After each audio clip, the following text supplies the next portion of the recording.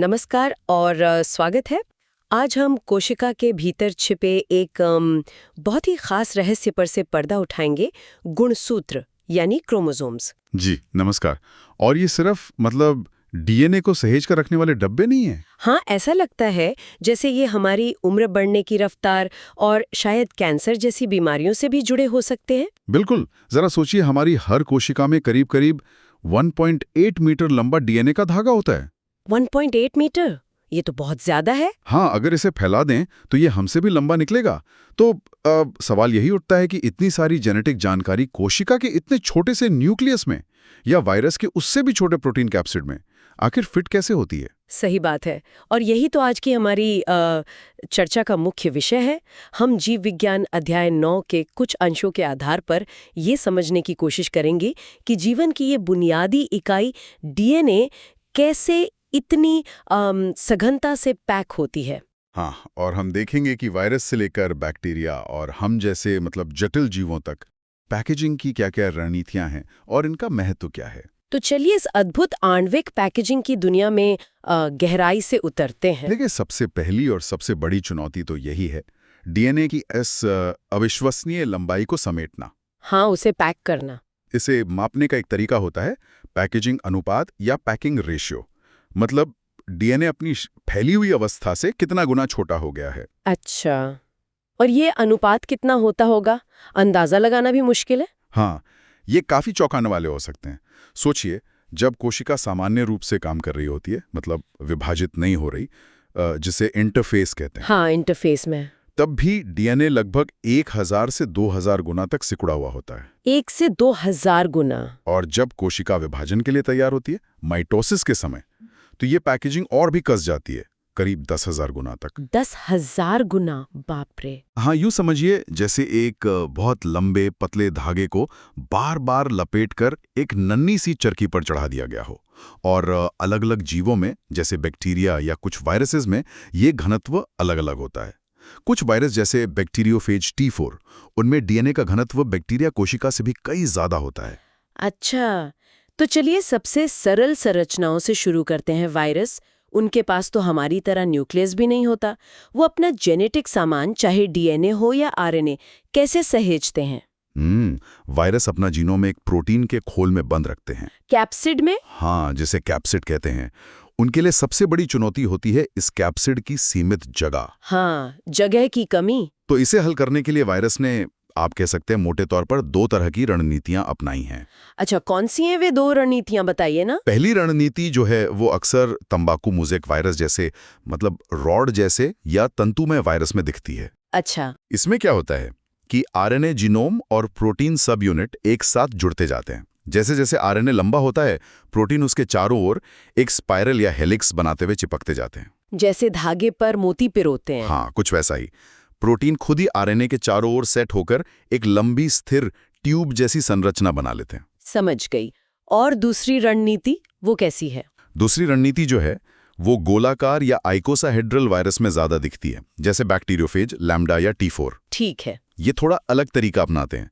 पहले वो प्रोटीन का एक खाली ढांचा बनाते हैं, जिसे प्रोहेड कहते हैं। खाली खोल जैसा। हाँ, बिल्कुल।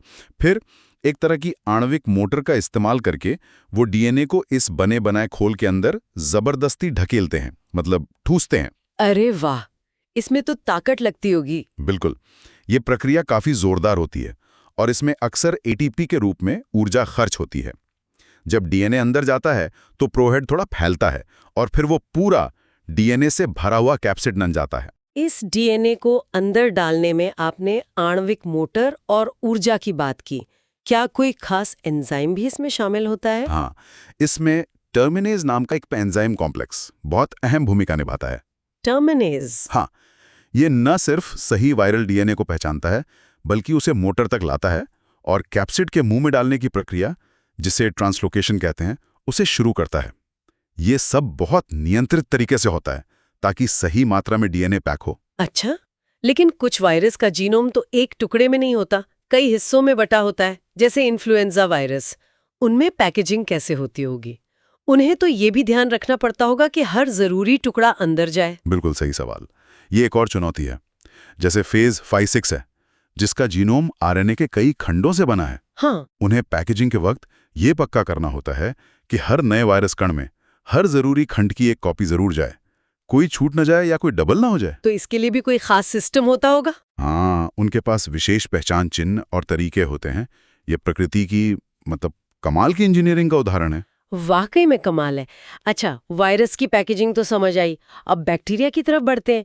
उनका जीनोम वायरस से तो बड़ा होता है, पर उनके पास भी हमारी तरह झिल्ली वाला न्यूक्लियस नहीं होता। वो अपना डीएनए कैसे व्यवस्थित रखते? बैक्टीरिया अपना जो एकल गोलाकार गुणसूत्र होता है उसे कोशिका द्रव्य के एक खास क्षेत्र में रखते हैं।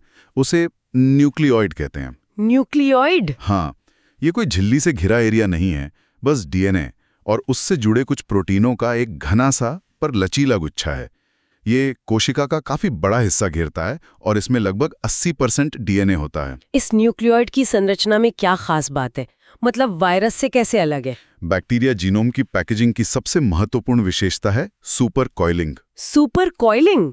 ये क्या होता है? आप ऐसे सोचिए जैसे टेलीफोन का पुराना वाला कॉर्ड होता है ना, या रबर बैंड, जिसे ज्यादा घुमा दें तो वो खुद पर ही लिपट जाता है और छोटा हो जाता है। हाँ हाँ, समझी। बैक्टीरिया का डीएनए भी कुछ वैसा ही करता है।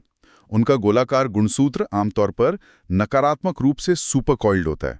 मतलब उसमें सामान्य डबल हेलिक्स से कम घुमाव होते हैं, जिससे एक तनाव बनता है और डीएनए और ज्यादा कॉम्पैक्ट हो जाता है। क्या ये सुपर कॉइलिंग पूरे गुणसूत्र में एक जैसी होती है या इसमें भी कोई व्यवस्था है? नहीं, माना जाता है कि ये एक जैसी नहीं होती। बैक्टीरियल गुणसूत्र लगभग 400 अलग अलग सुपर कॉइल्ड डोमेन्स में बटा होता है। अच्छा, डोमेन्स में? हाँ, हर डोमेन का अपना सुपर कॉइलिंग लेवल होता है और इन डोमेन की सीमाएं डीएनए को घूमने से रोकती हैं। इससे एक डोमेन का तनाव या ढीलापन दूसरे में आसानी से नहीं फैलता। औसतन हर 100 बेस पेयर पर लगभग एक नेगेटिव सुपर कॉइल होता है। तो यहाँ भी इस तनाव और संरचना को बनाए रखने में प्रोटीन मदद करते होंगे? निश्चित रूप से। सुपर कॉइलिंग भी दो तरह की होती है। एक अबाधित या अनकंस्ट्रेंड, जो डीएनए में तनाव बनाए रखती है, और दूसरी बाध्य या कंस्ट्रेंड, जहां प्रोटीन डीएनए से जुड़कर उस तनाव को स्थिर कर देते हैं और डीएनए को मोड़ने लपेटने में मदद करते हैं। कौन से प्रोटीन है ये? HU और HNS जैसे न्यूक्लियोइड एसोसिएटेड प्रोटीन यही काम करते हैं। वो न सिर्फ डीएनए को ऑर्गेनाइज करते हैं, बल्कि शायद जीन एक्सप्रेशन, मतलब कौन सा जीन कब ऑन या ऑफ होगा, उसे कंट्रोल करने में भी भूमिका निभाते हैं। अच्छा। हालांकि ये जानना जरूरी है कि न्यूक्लियोइड की पूरी संरचना और उसमें शामिल सभी प्रोटीन के बारे में अभी भी हमारी समझ पूरी नहीं है। अभी भी रिसर्च चल रही है। बैक्टीरिया की सुपर कॉइलिंग से अब हम यूकैरियोट्स यानी हमारी अपनी कोशिकाओं की तरफ आते हैं। यहाँ तो जीनोम और भी बड़ा और जटिल होता है, तो पैकेजिंग की चुनौती तो और भी बड़ी होगी ना? हाँ, बिल्कुल। यूकैरियोटिक कोशिकाओं में डीएनए पैकेजिंग एक मल्टी लेवल प्रक्रिया है और कहीं ज्यादा जटिल है। यहाँ डीएनए अकेला नहीं होता। अच्छा, किसके साथ होता है? ये हिस्टोन नाम के खास प्रोटीन के साथ मिलकर एक जटिल संरचना बनाता है, जिसे क्रोमैटिन कहते हैं। क्रोमैटिन? हाँ, यही क्रोमैटिन फिर अलग अलग लेवल पर मुड़कर और लिपटकर वो गुणसूत्र बनाता है जो हम देखते हैं। यहाँ भी डीएनए नकारात्मक रूप से सुपरकॉइल्ड होता है, लेकिन पैकेजिंग का मुख्य आधार हिस्टोन प्रोटीन के चारों ओर लिपटना है। कोशिका के सामान्य जीवन काल में, मतलब इंटरफेज में, जब गुणसूत्र पूरी तरह से कंडेंस्ड नहीं होते, तब ये क्रोमैटिन कैसे व्यवस्थित रहता है? क्या ये बस न्यूक्लियस में ऐसे ही बिखरा रहता है? नहीं, बिखरा नहीं रहता। इसका भी एक ऑर्गेनाइजेशन है। एक प्रमुख मॉडल है स्कैफोल्ड मॉडल। Scaffold model? हाँ, इसके अनुसार इंटरफेस क्रोमैटिन बड़े बड़े लूप्स में व्यवस्थित होता है। आप ऐसे सोच सकती हैं जैसे गुलाब के फूल में पंखुड़ियां केंद्र से जुड़ी होती हैं। हाँ। वैसे यहाँ डीएनए के लूप्स एक प्रोटीन के ढांचे या स्कैफोल्ड या मैट्रिक्स से जुड़े होते हैं। ये डीएनए लूप्स औसतन काफी बड़े होते हैं, लगभग 85,000 बेस पेयर के। अरे वाह! इनका क्या काम होता है? ये लूप्स क्रोमैटिन को उलझने से बचाते हैं और शायद जीन रेगुलेशन में भी मदद करते हैं। और ये डीएनए लूप्स स्कैफोल्ड से कहाँ और कैसे जुड़ते हैं? क्या कोई खास पहचान होती है इन जुड़ने वाली जगहों की? डीएनए के वो हिस्से जो इस प्रोटीन स्कैफोल्ड या मैट्रिक्स से जुड़ते हैं, उन्हें मैट्रिक्स अटैचमेंट रीजन MARs या स्कैफोल्ड अटैचमेंट रीजन SARs कहते हैं। MARs या SARs? हाँ। ये क्षेत्र अक्सर A और T बेस पेयर से भरपूर होते हैं, लेकिन मजे की बात यह है कि इनमें कोई एक निश्चित, मतलब फिक्स्ड सीक्वेंस नहीं पाया गया है जो सब में कॉमन हो। अच्छा। तो फिर ये जुड़ते कैसे हैं? जुड़ने का तरीका सिर्फ सीक्वेंस पर ही नहीं बल्कि डीएनए की 3D संरचना पर भी निर्भर करता है। माना जाता है कि ये मार्सर्स ना सिर्फ क्रोमैटिन को स्ट्रक्चर देते हैं बल्कि ये जीन एक्सप्रेशन या डीएनए रेप्लिकेशन को भी प्रभावित कर सकते हैं। शायद एक तरह का प्लेटफॉर्म देते हैं इन प्रक्रियाओं के लिए। आपने इंटरफेस क्रोमैटिन की बात की, लेकिन हम अक्सर किताबों में जो एक्स आकार के साफ-साफ गुणसूत्र देखते हैं, वो तो इंटरफेस में नहीं दिखते। सही कहा आपने। वो घने स्पष्ट रूप से दिखाई देने वाले गुणसूत्र केवल कोशिका विभाजन यानी माइटोसिस या मियोसिस के दौरान ही बनते हैं। अच्छा, सिर्फ विभाजन के समय। हाँ, इंटरफेस के दौरान क्रोमैटिन बहुत कम संघनित अवस्था में रहता है, जिसे हम खुला क्रोमैटिन कह सकते हैं। और ऐसा होना जरूरी भी है। क्यों जरूरी है? ताकि डीएनए पर मौजूद जीन्स तक मशीनरी पहुंच सके और उनसे प्रोटीन या आरएनए बन सके। अगर क्रोमैटिन हर समय एकदम पैक रहेगा तो कोशिका अपना सामान्य काम कैसे करेगी? बात तो सही है। क्या ये खुला इंटरफेस क्रोमैटिन भी पूरे न्यूक्लियस में एक जैसा होता है या इसमें भी फर्क होता है? नहीं, इसमें भी फर्क होता है। इंटरफेस क्रोमैटिन में भी संगठन के दो मुख्य स्तर पाए जाते हैं, यूक्रोमैटिन और हेट्रोक्रोमैटिन। यूक्रोमैटिन और हेट्रोक्रोमैटिन, इनमें क्या बुनियादी फर्क है? यूक्रोमैटिन क्रोमैटिन का वो हिस्सा है जो अपेक्षाकृत कम संघनित या खुला होता है। ठीक है। ये आमतौर पर जीन्स समृद्ध होता है, मतलब यहाँ बहुत सारे जीन्स होते हैं और ये जीन अक्सर सक्रिय रूप से ट्रांसक्राइब होते हैं, यानी कोशिका द्वारा पढ़े और इस्तेमाल किए जाते हैं। माइक्रोस्कोप में देखने पर यह हल्का रंगा हुआ दिखाई देता है। अच्छा, और हेट्रोक्रोमैटिन वो इसके उलट होगा? बिल्कुल, हेट्रोक्रोमैटिन क्रोमैटिन का अत्यधिक समघनित यानी कसकर पैक किया हुआ हिस्सा है। बहुत टाइट पैकिंग। हाँ, ये आमतौर पर जीन गरीब होता है और यहाँ मौजूद जीन अक्सर निष्क्रिय या शांत होते हैं। ये कोशिका चक्र में देर से अपनी कॉपी बनाता है, मतलब लेट रेप्लिकेटिंग होता है, और अक्सर न्यूक्लियस के किनारों पर और सेंट्रोमियर के आसपास पाया जाता है। माइक्रोस्कोप में ये गहरे रंग का दिखता है। और हेट्रोक्रोमैटिन भी दो तरह का होता है।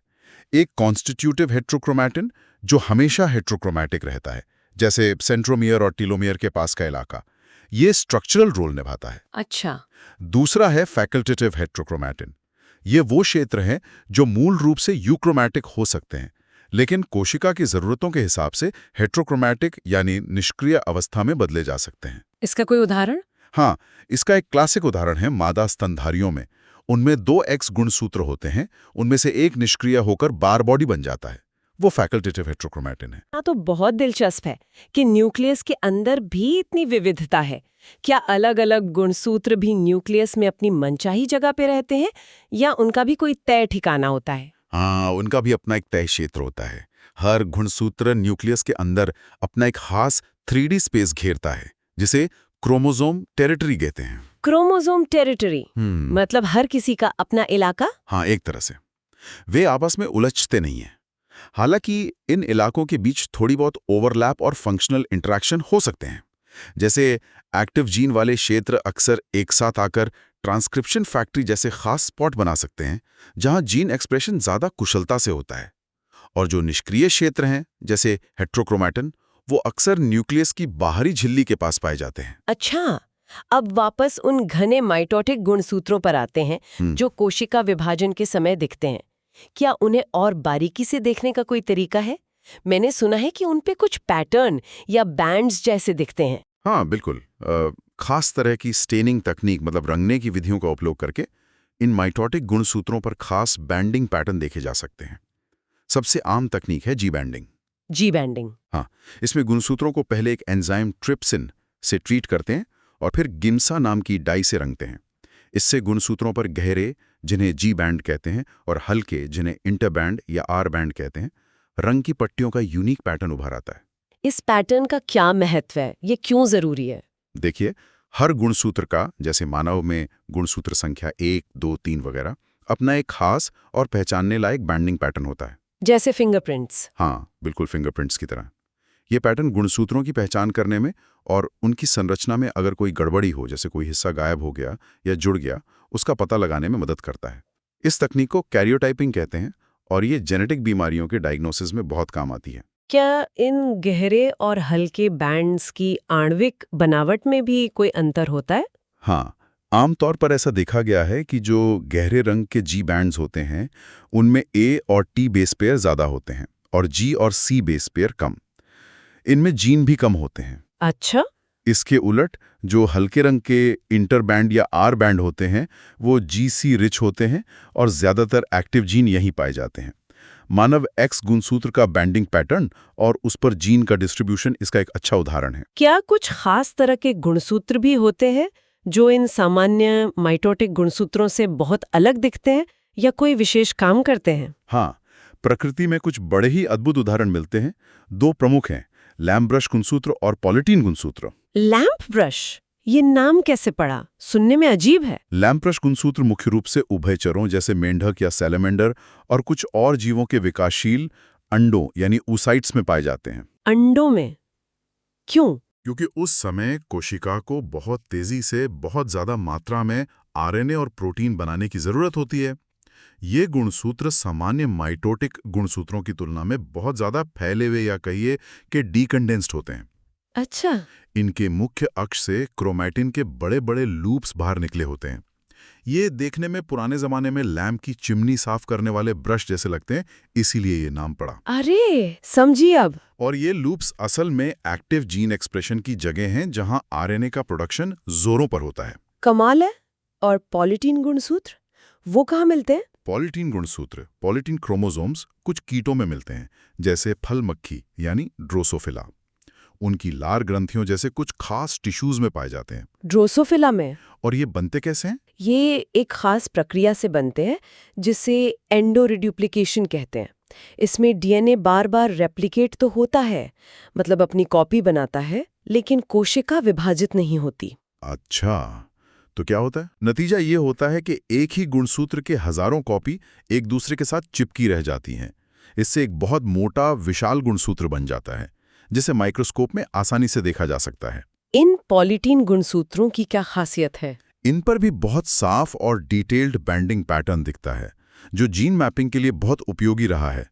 इसके अलावा इन पर कभी-कभी कुछ बैंड फूले हुए दिखते हैं, जिन्हें पफ्स कहते हैं। पफ्स? हाँ, पफ्स। ये वो जगह हैं जहां क्रोमैटिन खुल गया है और उस एरिया के जीन बहुत एक्टिवली ट्रांसक्राइब हो रहे हैं, मतलब आरएनए बना रहे हैं। हार्मोन जैसे बाहरी सिग्नल मिलने पर ये पफ्स बन और गायब हो सकते हैं। ये जीन कंट्रोल का एक लाइव उदाहरण है। सच में अद्भुत। अच्छा, अब गुणसूत्र के दो और बेहद महत्वपूर्ण हिस्सों पर ध्यान देते हैं, सेंट्रोमियर और टीलोमियर। पहले सेंट्रोमियर की बात करते हैं। ये क्या है और क्यों जरूरी है? सेंट्रोमियर गुणसूत्र का वो सिकुड़ा हुआ हिस्सा होता है, जिसे अक्सर गुणसूत्र की कमर भी कहा जाता है। हाँ, बीच का पतला हिस्सा। हाँ, इसका सबसे महत्वपूर्ण काम है कोशिका विभाजन के दौरान गुणसूत्रों का सही बंटवारा सुनिश्चित करना।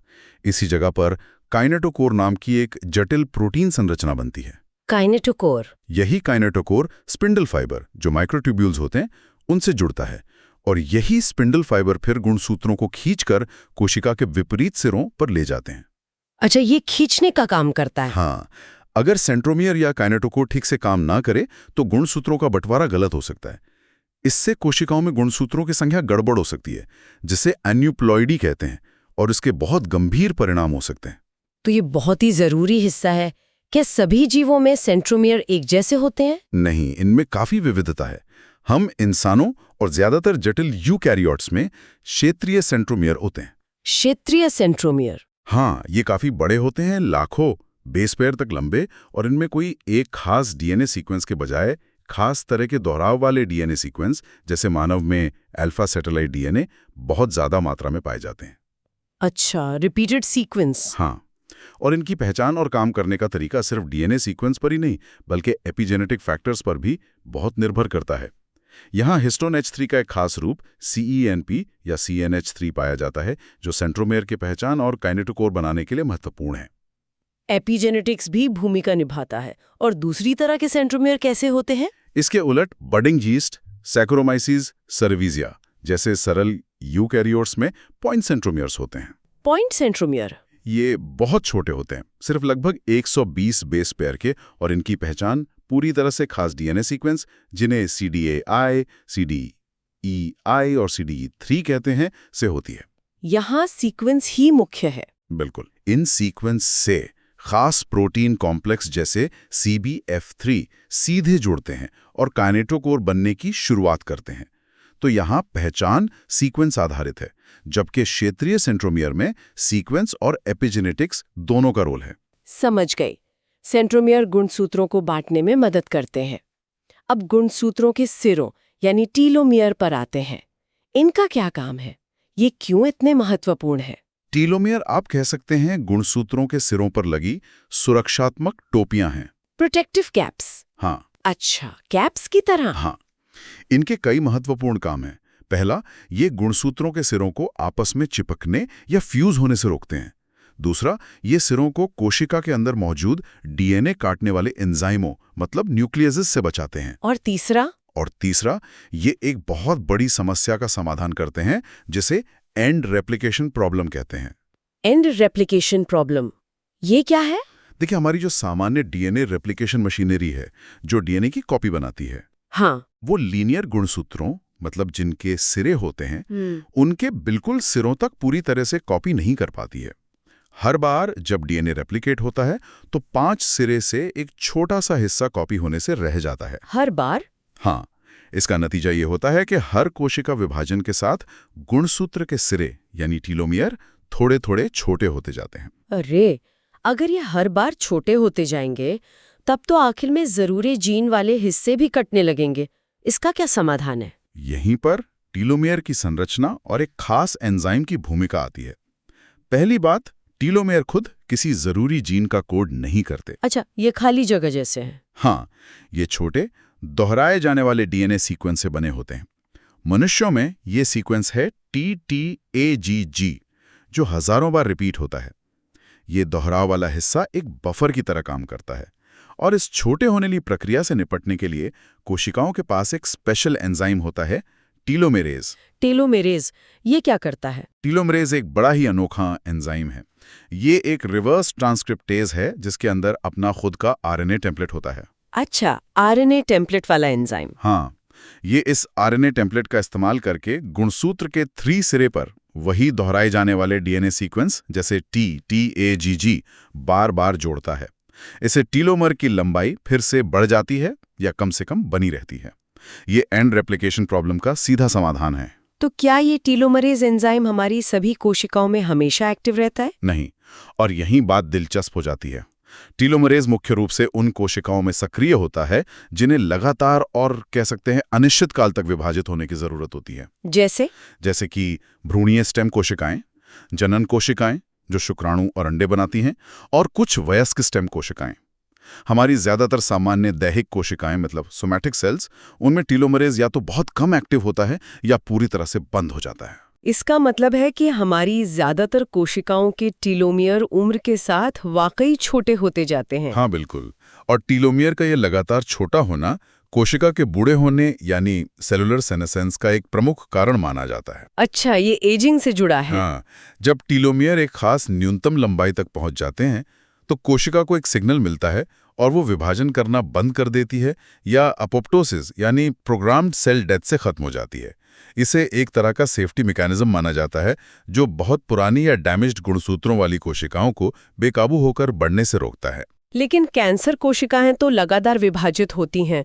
वो इस टीलोमियर के छोटे होने की समस्या से कैसे निपटती हैं? हाँ, ये कैंसर बायोलॉजी का एक बहुत महत्वपूर्ण पहलू है। लगभग 85-90% मानव कैंसरों में कोशिकाएं किसी तरह से टीलोमरेज एंजाइम को फिर से चालू कर लेती हैं, दोबारा एक्टिवेट कर लेती हैं। हाँ, इससे भी अपने टीलोमियर की लंबाई को मेंटेन कर पाती हैं और एक तरह से अमर हो जाती हैं, मतलब अनिश्चित काल तक विभाजित होती रह सकती हैं। ओह, यही कारण है कि टीलोमरेज को कैंसर के इलाज के लिए एक बहुत आकर्षक टारगेट माना जाता है। अगर इसे बंद किया जा सके तो शायद कैंसर कोशिकाओं की असीमित ग्रोथ को रोका जा सकता है। क्या टीलोमरेज के बिना भी कैंसर कोशिकाएं जीवित रह सकती हैं? हाँ, कुछ कैंसर लगभग 10-15% टीलोमेरेज का इस्तेमाल नहीं करते। वे ALT ऑल्टरनेटिव लेंथनिंग ऑफ टीलोमेयर्स नाम के वैकल्पिक रास्ते अपनाते हैं। ALT? हाँ, इनमें अक्सर होमोलोगस रिकॉम्बिनेशन मतलब डीएनए की अदला बदली जैसी प्रक्रियाओं का उपयोग होता है, जिससे वे दूसरे गुणसूत्रों के टीलोमेयर के हिस्सों का इस्तेमाल करके अपने टीलोमेयर को लंबा कर लेते हैं।